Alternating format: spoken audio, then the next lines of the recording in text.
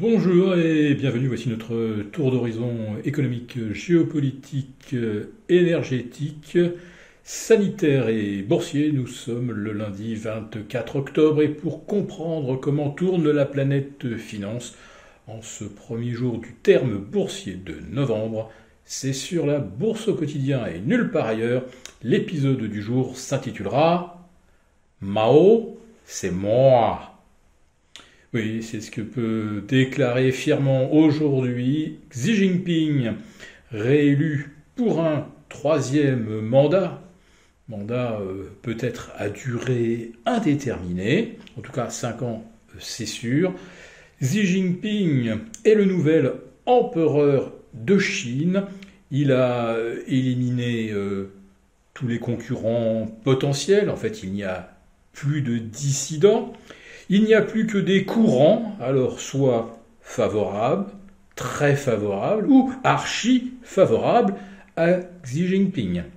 Celui-ci a fait un discours dans lequel il se félicite d'être l'initiateur du programme Zéro Covid et il avertit également que l'un de ses principaux buts est de réintégrer Taïwan dans le giron chinois. On peut dire que c'est la fin de cet aphorisme. Un pays, deux systèmes. Il n'y a plus de système concurrent dans la conception du gouvernement de Xi Jinping. Oui, il a bien la main sur tous les leviers du pouvoir. La presse, les médias sont à son entière dévotion. On voit donc se rétablir le culte de la personnalité, tel qu'on n'en avait pas observé depuis 50 ans, et l'ère du grand timonier, l'ère de Mao. Et donc, pour Xi Jinping, le modèle c'est Mao, c'est moi. Alors, est-ce que les marchés chinois se félicitent de cette reconduite triomphale? Le moins qu'on puisse dire, c'est qu'ils ont l'air assez partagés, avec une chute de 3,15% du principal indice, le CIC 100. Le CIC 300 a perdu 2,9%, mais surtout Hong Kong, qui était une des illustrations de ce pays avec deux systèmes, eh bien, Hong Kong est maintenant complètement chinois. Et on sait que désormais, Xi Jinping ne fera pas de cadeau, aucune dissidence ne sera tolérée. Et Hong Kong a chuté aujourd'hui de moins 6,4%. Quant au yuan, lui non plus ne célèbre pas le troisième mandat de Xi Jinping, puisqu'il atteint également pratiquement un nouveau plancher. Alors qu'en est-il d'un des principaux partenaires de la Chine, j'ai nommé le Japon? Eh bien, ce matin, ça avait plutôt mal commencé à Tokyo, puis ça s'est terminé sur une baisse relativement anodine pour certains indices. Le Nikkei, quant à lui, a pris 0,3%. Bien sûr, les relations entre le Japon et la Chine vont rester dictées par le pragmatisme, mais on a bien compris désormais que Tokyo devra s'adresser directement au nouveau grand timonier.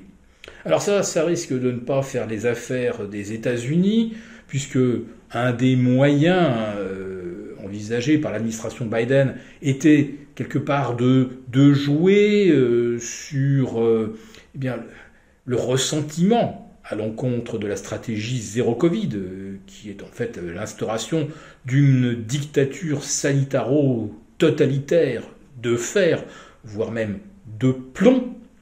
Mais maintenant, les États-Unis ne peuvent plus espérer donc diviser les 18 membres du Politburo chinois, puisque ces 18 sont maintenant tous absolument pro-Xi Jinping. Et on se souvient donc de ces images incroyables de Hu Jintao, le précédent président chinois, arrêté, on peut le dire, en plein congrès, obligé de se lever et de quitter la salle sans un regard de Xi Jinping.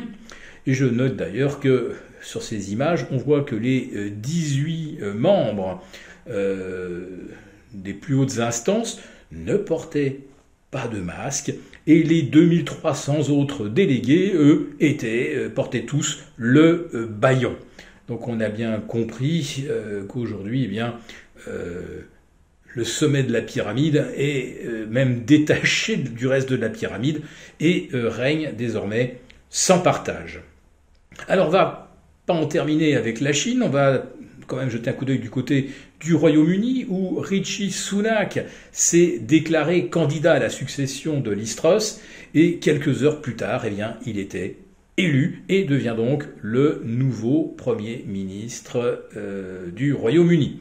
Alors Rishi Sunak, pour ceux qui ne le savent pas, est l'épouse de la fille du fondateur d'Infosys en Inde. Sa femme est milliardaire, c'est une des femmes les plus riches du Royaume-Uni. Donc désormais, bien, le couple Sunak a tout, le pouvoir, l'ultra-richesse et pour l'instant une certaine mansuétude de la part des marchés, puisque le rendement des gilts britanniques se détend, la livre remonte un petit peu au-delà de 113, donc c'est une petite parenthèse un peu enchantée au Royaume-Uni. On verra bien ensuite si son programme séduit à nouveau les marchés. En tout cas, je vous le redis, le programme économique de Xi Jinping, lui, aujourd'hui, n'a pas donné lieu à des festivités sensationnelles.